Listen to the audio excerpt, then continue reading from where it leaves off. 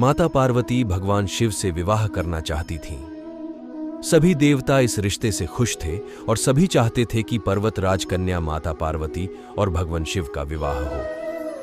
माता पार्वती की ओर से कुछ लोग भगवान शिव के पास पार्वती जी का रिश्ता लेके गए। शिव, जो कि एक तपस्वी साधु हैं, वे किसी रिश्ते नाते में नहीं बांधना चाहते थे। रिश्ते की खबर सुनकर वे क्रोधित हो उठे और उन्होंने अपनी तीसरी आंख खोली।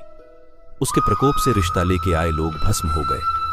भगवान शिव द्वारा रिश्ता ठुकराने की खबर सुनकर माता पार्वती को बहुत दुख हुआ, परंतु वे तो ठान चुकी थीं कि वे शादी करेंगी तो बस महादेव से ही। इसी दृढ़ निश्चय के साथ माता पार्वती ने शिव जी को पाने के लिए तपस्या शुरू कर दी।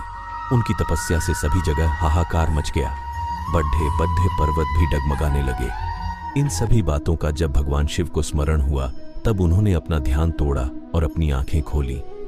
जब वे माता पार्वती के समक्ष उपस्थित हुए, तब शिव जी ने उन्हें समझाया कि एक तपस्वी के साथ जीवन व्यापन करना माता पार्वती के लिए आसान नहीं होगा।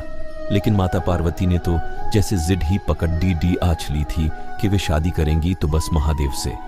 उनकी इस हट को देखकर भोलेनाथ ने सोचा कि वे बिल्कुल उनकी तरह ही हैं और उनकी जोड़ भी बहुत अच्छी लगेगी।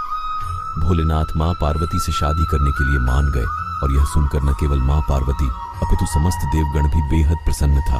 मां पार्वती के घर में इस शादी को लेकर जोरों शोरों से शादी की तैयारी शुरू हो गई थी।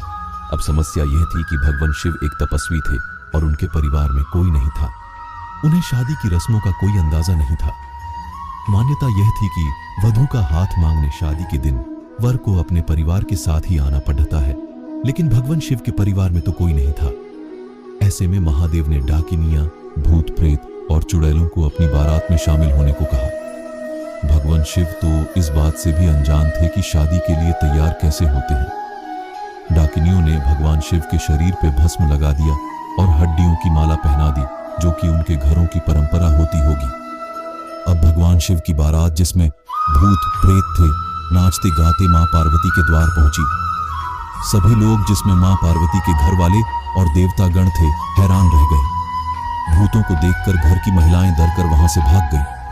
महादेव को इस रूप में देखकर उनकी सास यानी मां पार्वती की मां ने उन्हें अपनी बेटी का हाथ देने से इनकार कर दिया।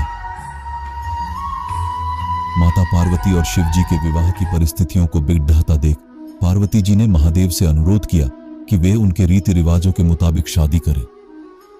भोलेनाथ ने मां पार्वती की इस प्रार्थना का मान रखा। पार्वती जी ने सभी देवताओं को उन्हें तैयार करने का निवेदन किया।